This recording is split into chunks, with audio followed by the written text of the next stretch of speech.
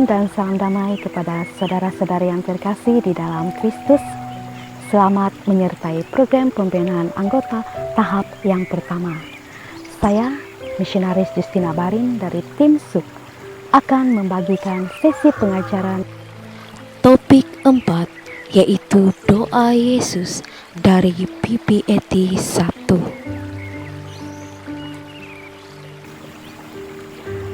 Saudara-saudari yang terkasih, Allah sungguh mencintai manusia. Sehingga kalau kita melihat di dalam kitab Kejadian bab 1 ayat 26, Allah berfirman, "Baiklah kita menjadikan manusia menurut gambar dan rupa kita." Betapa besar kasih Allah itu kepada manusia, sehingga Ia mau menciptakan manusia itu menurut gambar dan rupanya sendiri. Allah telah menanamkan kerinduan terlebih dahulu di dalam setiap pribadi kita, agar kita manusia sentiasa merindui Dia sebagai Sang Pencipta kita. Maka itu Allah mau supaya setiap kita manusia mempunyai hubungan pribadi dengan Dia.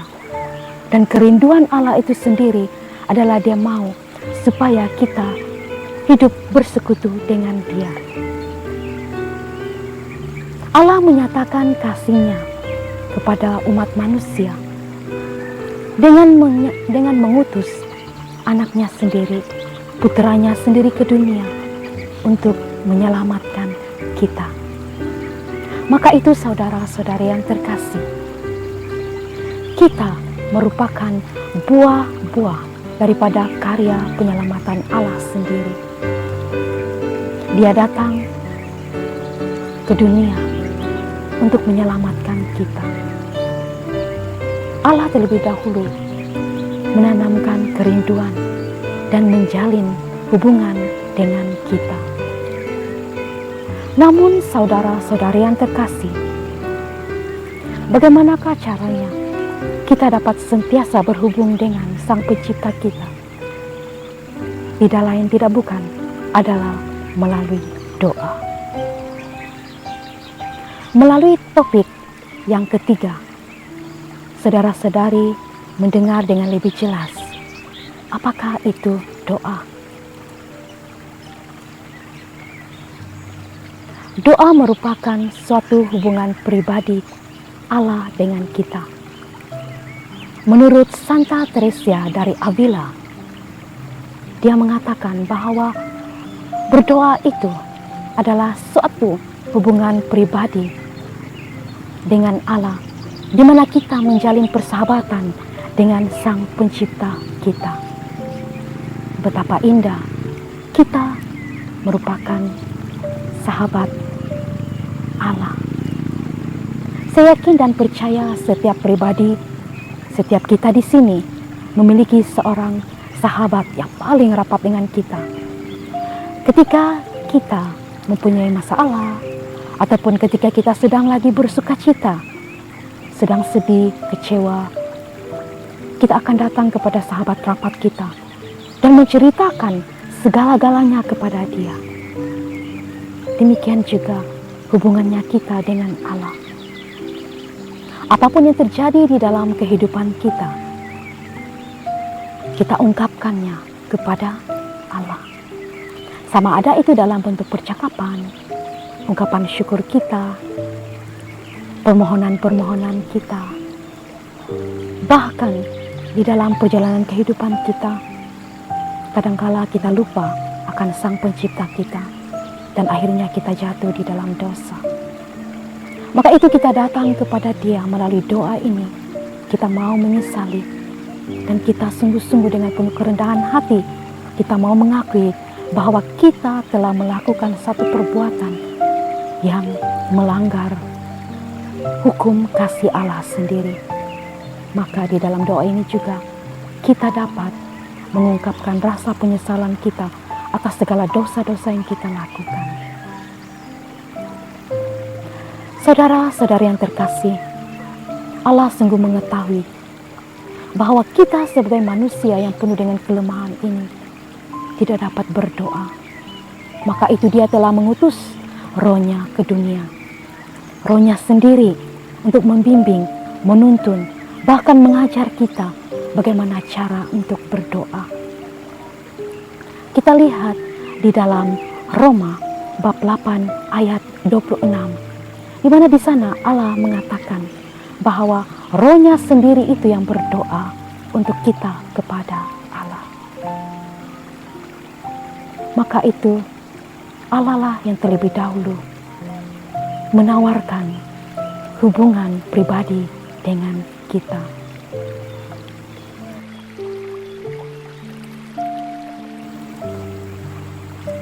Di dalam misi karya penyelamatan Allah Bapa, Dia telah mengutus putranya ke dunia untuk menyelamatkan kita, yaitu Yesus Kristus. Dan kalau kita membaca kisah-kisah Yesus melalui kitab Injil, kita mendapati bahwa Yesus banyak memberikan teladan kepada kita. Bahkan Yesus juga memberikan teladan kita di dalam hal berdoa.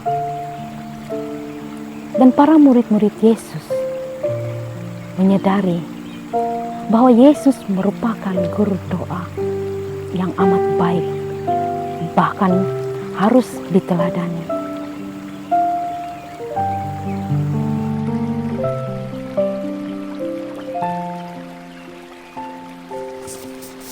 Yesus adalah pendoa yang sejati. Dalam seluruh hidupnya, Ia mempunyai hubungan yang mesra dengan Bapanya. Melalui Injil Markus bab 1 ayat 35, Yesus pagi-pagi benar, waktu hari masih gelap, Ia bangun dan pergi keluar. Ia pergi ke tempat yang sunyi dan berdoa di sana. Manakala melalui Lukas bab 9 ayat 28 hingga 30, Yesus membawa murid-muridnya, yaitu Petrus, Yohanes, dan Yakobus, lalu naik ke atas gunung untuk berdoa. Di dalam pelayanannya kepada orang banyak, Yesus selalu berdoa. Ketika mengadakan perbanyakan roti, Yesus menengadah ke langit, mengucap syukur kepada Bapanya. Melalui Lukas bab 22 ayat 39 hingga 46, Yesus keluar kota dan sebagaimana Ia menuju ke Bukit Zaitun, murid-muridnya juga mengikuti Dia. Setelah tiba di tempat itu, Ia berkata kepada mereka,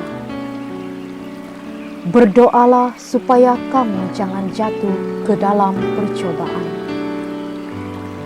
Kemudian Ia menjauhkan diri dari mereka, kira-kira sepelampar batu jaraknya. Lalu Ia berlutut dan berdoa. Dapat disimpulkan bahwa doa Yesus memancar keluar dari hubungannya yang mesra dengan Allah Bapa. Semakin Yesus bergaul mesra dengan Bapanya, semakin nyata Yesus selalu hidup di hadirat Bapa. Seperti yang dikatakannya di dalam Injil Yohanes bab 4 ayat 34. "Makananku ialah melakukan kehendak Dia yang mengutus aku." Dan melalui Yohanes bab 5 ayat 19, yang dikatakan oleh Yesus, "Apa yang dikerjakan Bapa, itu juga dikerjakan Anak." Yesus juga mengundang kita semua untuk mengambil bahagian dalam hubungannya yang mesra dengan Bapanya ini. Ia mengutus Roh-Nya supaya dalam kuasa Roh itu kita dijadikan anak-anaknya dan mengambil bahagian dalam misteri hubungan yang mesra dengan Allah Bapa. Seperti yang dikatakannya melalui Yohanes bab 17 ayat 2. Inilah hidup yang kekal itu, yaitu bahwa mereka mengenal Engkau, satu-satunya Allah yang benar, dan mengenal Yesus Kristus yang telah Engkau utus.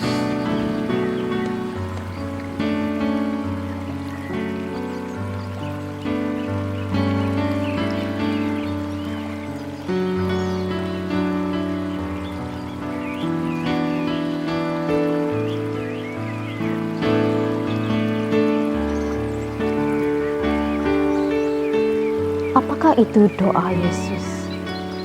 Doa Yesus merupakan satu doa yang amat sederhana dan berkuasa. Mengapa dikatakan sederhana?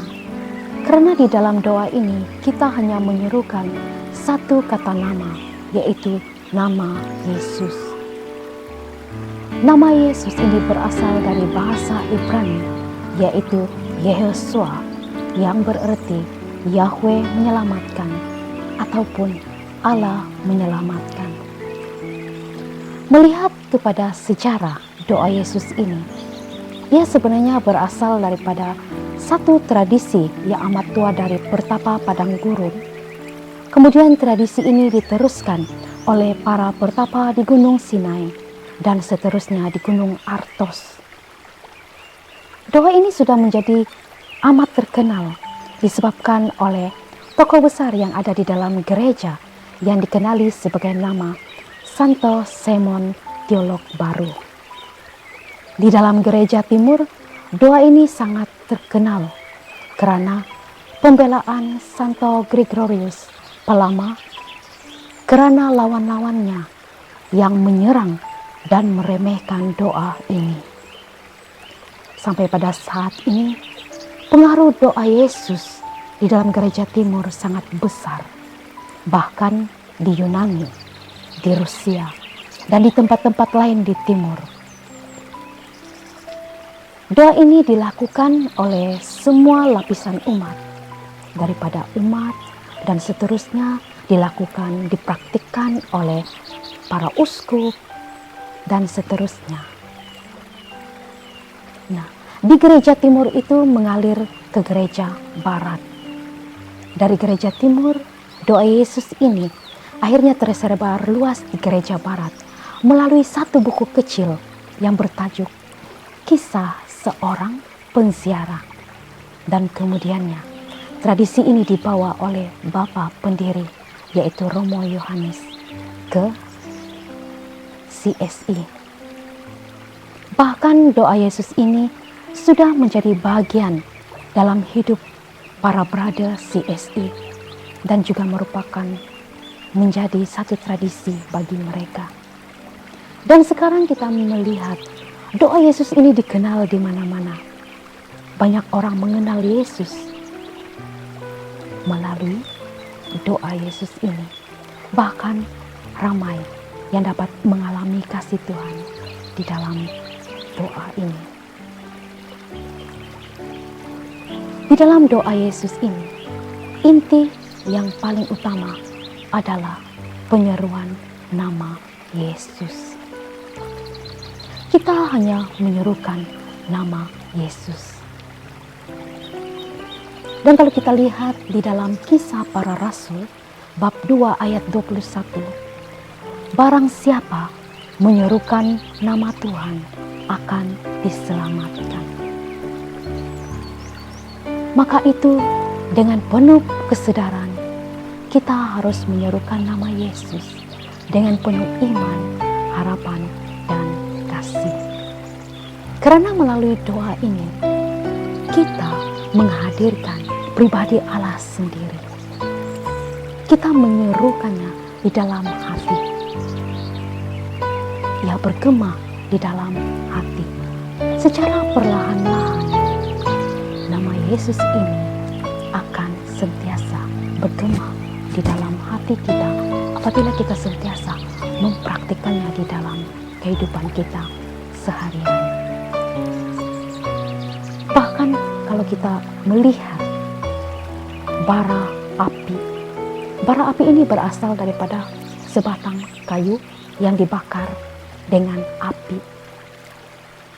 Kayu itu dibakar dengan api dan lama-kelamaan kayu itu terbakar dan api itu menyala di kayu itu. Dan akhirnya kayu dengan api itu bersatu. Demikian juga di dalam doa Yesus.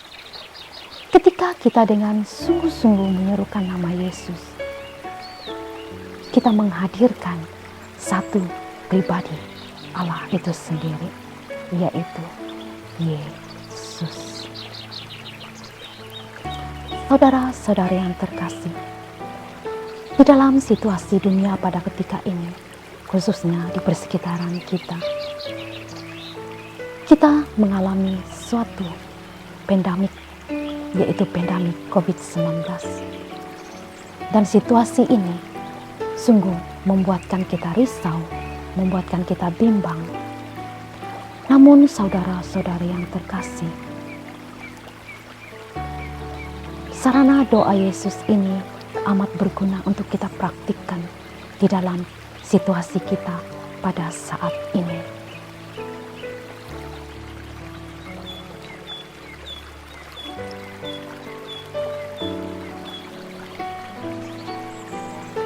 Umumnya rumusan doa Yesus berbunyi, Tuhan Yesus Kristus kasihanilah aku.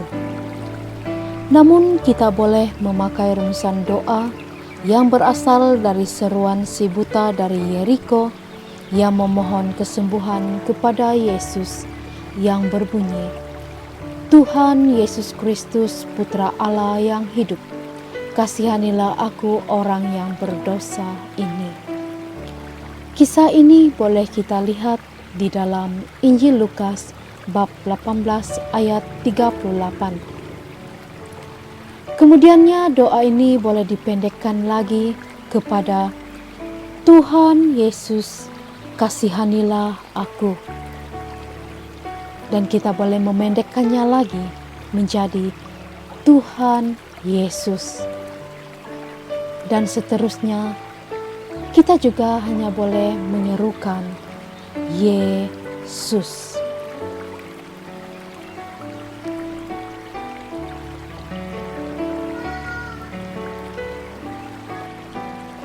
Menurut Santo Yohanes Klimakus, hendaklah doamu jangan berliku-liku tetapi sederhana.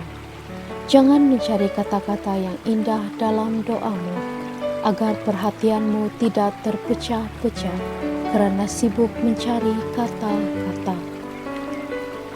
Banyaknya kata-kata dalam doa kerap kali mengisi roh kita dengan gambaran-gambaran yang tidak berguna serta mencerai-beraikan perhatian. Sedangkan kata tunggal menghasilkan pemusatan perhatian ke dalam hati kita. Seringkali orang sukar untuk berdoa. Ini adalah disebabkan oleh kebisingan yang ada di persekitaran. Maka itu saudara-saudari yang terkasih, terlebih kepada yang baru pertama kali mempraktikkan doa Yesus ini, bolehlah menciptakan suasana hening terlebih dahulu di dalam hati supaya dapat memasuki doa ini. Dan tujuan untuk menciptakan keheningan ini adalah supaya saudara-saudari sungguh-sungguh dapat memusatkan konsentrasi saudara-saudari di dalam penyeruan nama Yesus ini. Memang kadang-kadang ketika kita mau berdoa, kita seringkali mengalami situasi ini. Namun saudara-saudari jangan susah, jangan risau, karena ini merupakan suatu proses di mana saudara-saudari boleh menciptakan suasana hening di dalam hati, berdiam seketika sebelum memulakan doa, supaya saudara-saudari lebih dapat memusatkan perhatian saudara-saudari untuk berdoa. Dan seterusnya, menyadari akan persekitaran. Contohnya, menyadari bunyi-bunyian yang kedengaran, kicauan burung yang ada di persekitaran, kemudian suasana kesejukan yang kita alami. Ini akan dapat membantu saudara-saudari untuk lebih fokus apabila Anda ataupun saudara-saudari menyadari akan persekitaran yang ada. Maka itu secara perlahan-lahan, tariklah nafas 2 hingga 3 kali. Kemudian secara perlahan-lahan menyerukan nama Yesus dengan mengikut ritme pernapasan ataupun detak jantung saudara-saudari. Sebagai contoh, kalau saudara-saudari menyerukan nama Yesus dengan mengikut ritme pernapasan, saudara-saudari boleh melakukan seperti ini. Yesus. Ketika menarik nafas, saudara-saudari boleh menyebut Ye. Dan ketika menghembuskan nafas, Sus. Yesus. Yesus. Dan kalau mengikut detak jantung pula, lebih laju sedikit. Yesus, Yesus, Yesus, Yesus, Yesus. Nah, kedua-dua cara ini boleh dilakukan mengikut kesesuaian saudara-saudari yang terkasih. Dan kita juga harus menyerukan nama Yesus dengan penuh penyadaran bahwa nama yang kita serukan itu adalah nama Allah. Dan kalau kita mempraktikkannya dengan iman, harapan, dan kasih, secara perlahan-lahan, melalui doa ini, kita boleh memperoleh kesembuhan. Maka itu saudara-saudari yang terkasih, kita harus menyerukan nama Yesus dengan segenap hati, dengan segenap pikiran, dengan segenap akal budi kita. Meskipun kita hanya menyerukan di dalam hati kita, tetapi kita sungguh-sungguh menyerukannya. Menurut Santa Teresa dari Avila, Allah bertakhta di kedalaman lubuk hati kita. Allah berdiri di depan pintu hati kita dan mengetuk. Ini kita boleh lihat di dalam kitab Wahyu bab 3 ayat 20. Untuk berjumpa dengan Allah, kita harus masuk ke dalam hati kita. Hal ini boleh terlaksana kalau kita mengheningkan hati kita dari segala macam bentuk keributan, seperti kecemasan, ketakutan, kekhawatiran, dendam, rasa bersalah, dan juga iri hati. Allah itu tidak jauh daripada kita, bahkan Dia berada di dalam hati kita. Tidak terlalu jauh untuk kita mau sampai kepada Allah. Cuma kita harus masuk ke dalam kelubukan hati kita yang paling dalam untuk berjumpa dengan Dia. Namun saudara-saudari yang terkasih, kadang-kala kita sukar untuk masuk di dalam kelubukan hati kita sendiri. Kita mengalami hambatan-hambatan ini disebabkan oleh cara hidup kita yang bertentangan dengan ajarannya sendiri. Untuk sampai kepada Allah, yakni di dalam doa, dapat berbicara dengan Dia, menjalin relasi dengan Dia, kita harus menghindarkan cara hidup yang bertentangan dengan ajaran kasih-Nya sendiri. Kita tidak boleh menyimpan jimat, belajar ilmu gaib, ataupun membela diri, mempunyai ikatan dengan kuasa kegelapan, perdukunan, tukang ramal, dan juga kebiasaan hidup di dalam berdosa. Untuk itu saudara-saudara yang terkasih, Allah sungguh menyadari bahwa kita adalah manusia yang rapuh, penuh dengan kelemahan. Maka itu, di saat kita menyadari bahwa kita mula mengamalkan cara hidup yang bertentangan dengan ajaran kasih-Nya sendiri, Allah adalah Allah yang penuh dengan kerahiman.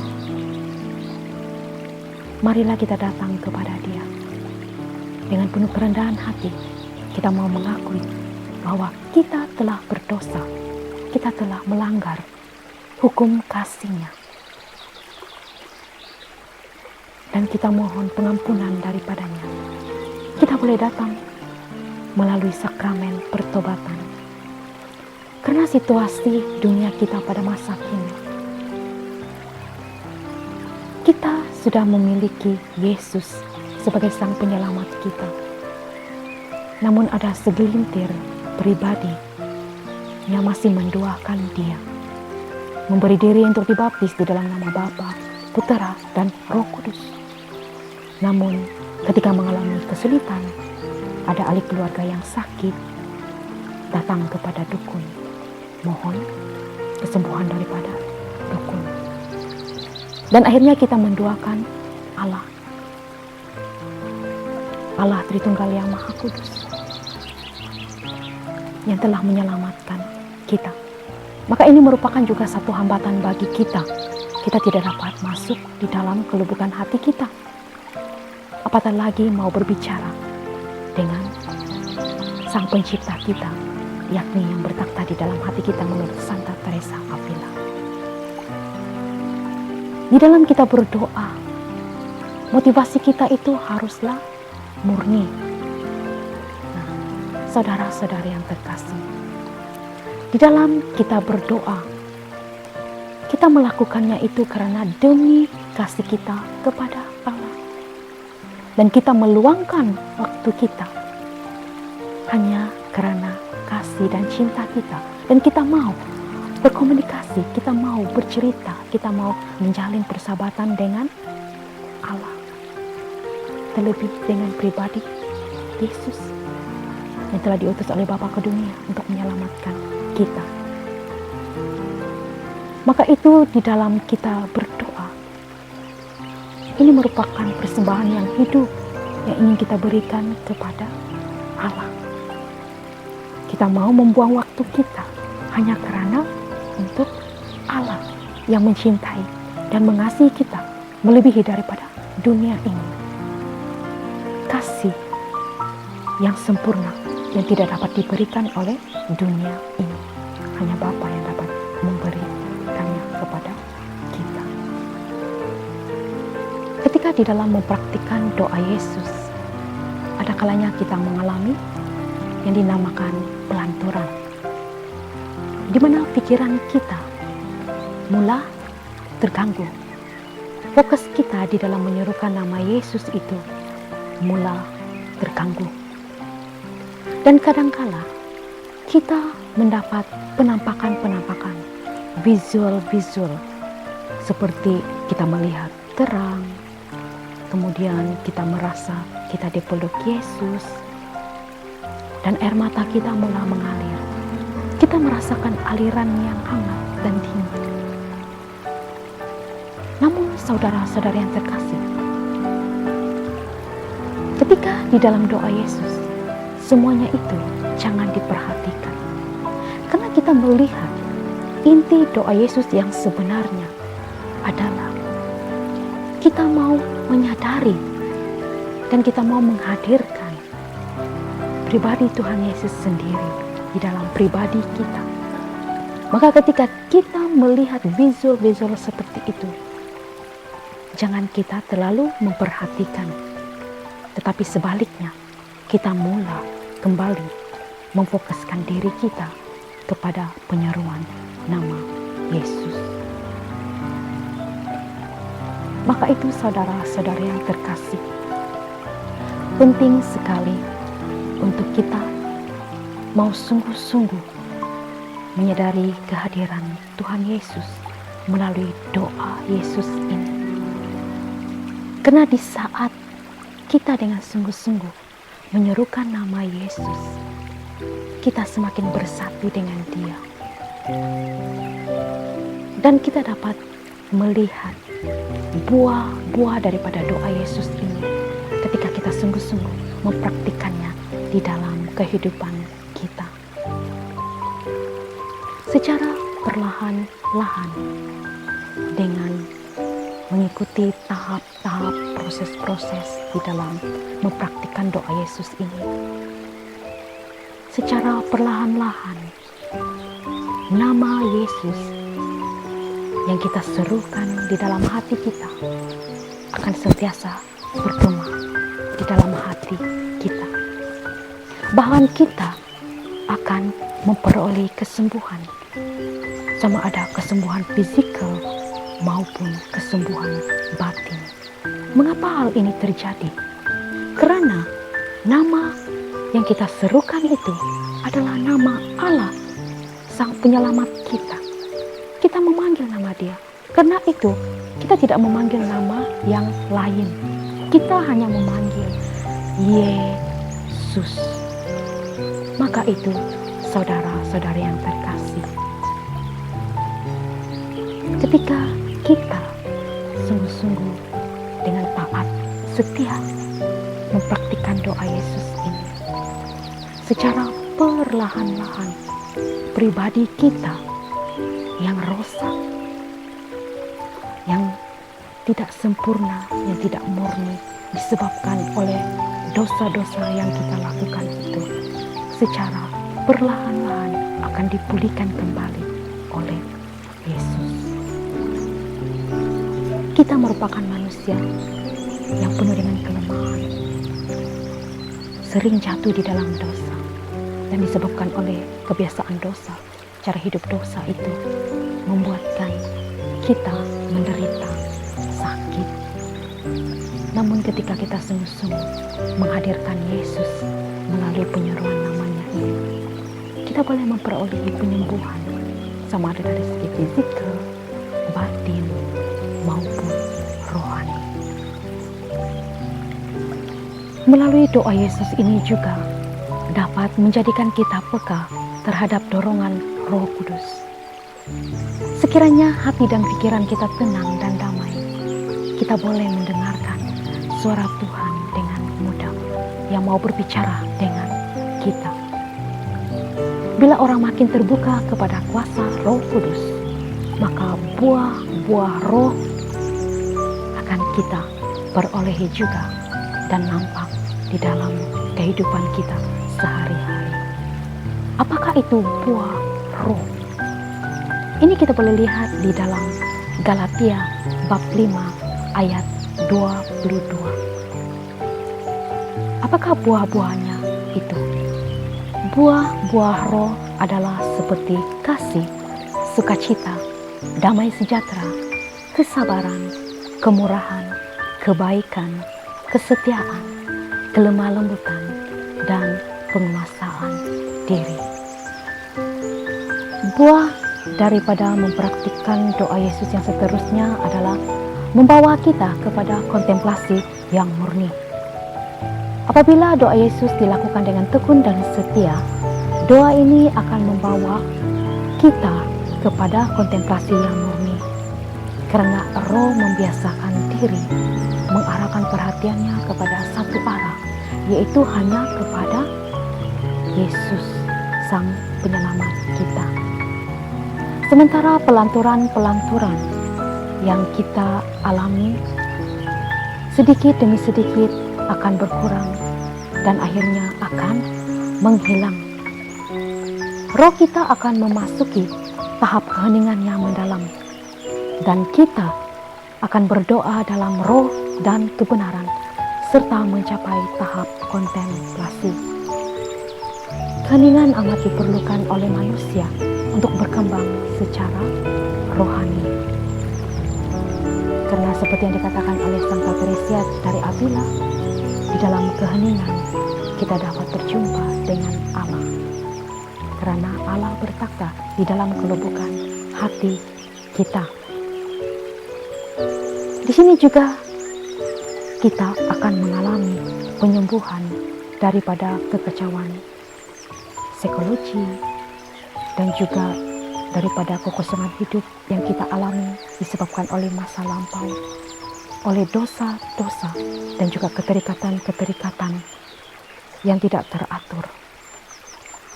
Dan melalui penyeruan nama Yesus ini yang telah membawa kita masuk di dalam keheningan yang mendalam, membawa kita untuk mengalami kasih Allah, mengalami cinta kasih Allah yang begitu dalam di dalam kehidupan kita, sehingga kita dapat mengalami kebahagiaan yang sejati dan mengalami kemanisan, kemuliaan syurgawi di dalam kehidupan kita setelah kita dengan setia mempraktikkan doa Yesus ini.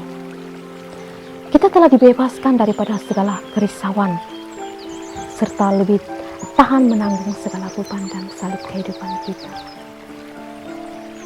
Betapa berkuasa doa Yesus ini, saudara-saudara yang terkasih, karena ia dapat membawa kita, dapat merubah kehidupan kita menjadi yang lebih baik, lebih bermakna, lebih bahagia di dalam setiap hari.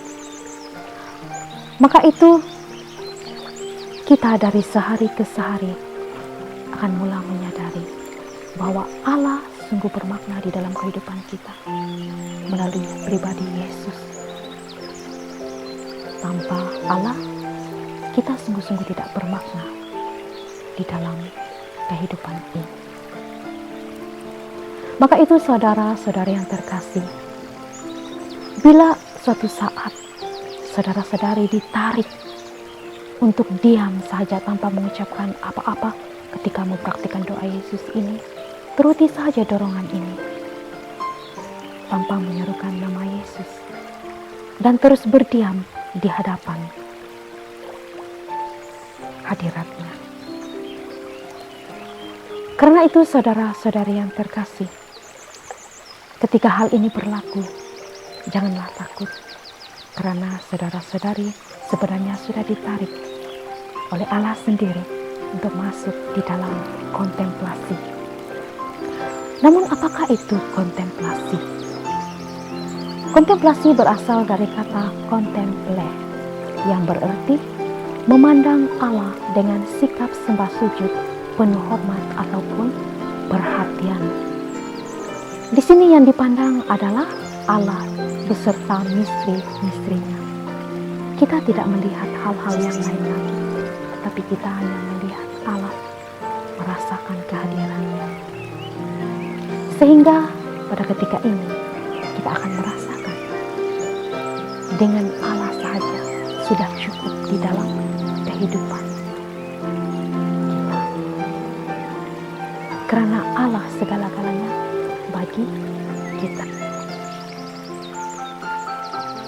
Di dalam mempraktikkan doa Yesus, ada beberapa perkara yang perlu kita perhatikan, terutama sekali sikap tubuh kita ketika berdoa. Ketika berdoa, tubuh kita haruslah berada dalam keadaan yang tegak, serta pandangan kita lurus ke hadapan, dan tangan diletakkan di pangkuan, dan bernapas seperti biasa. Tujuan tubuh kita berada dalam keadaan yang tegak adalah untuk memudahkan aliran darah mengalir di dalam tubuh kita sepanjang doa Yesus dilakukan. Kita boleh duduk di atas dingklik ataupun duduk dengan kerusi. Kita juga boleh duduk dalam posisi bersila ketika melakukan doa Yesus. Ada 3 sikap duduk posisi bersila yang biasa digunakan ketika mempraktikkan doa Yesus ini, yaitu lotus penuh, lotus separuh, dan juga lotus istirahat. Bagi saudara-saudari yang boleh melakukan dengan duduk bersila lotus penuh, bolehlah melakukannya. Namun sekiranya tidak boleh, tidak perlu dipaksa, karena ini boleh mendatangkan kecederaan kepada kaki saudara-saudari yang terkasih.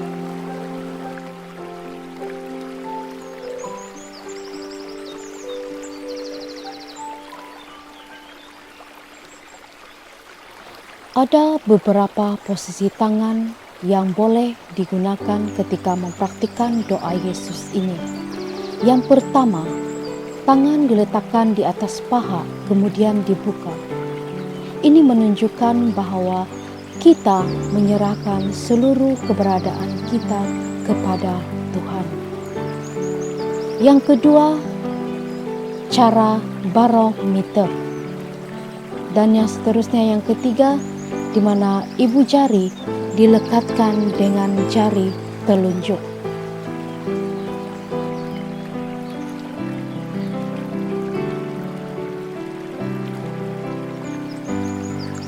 Saya sungguh bersyukur karena dapat mengenali doa Yesus ini. Waktu ketika dahulu saya merupakan seorang yang jenis banyak bercakap sekali.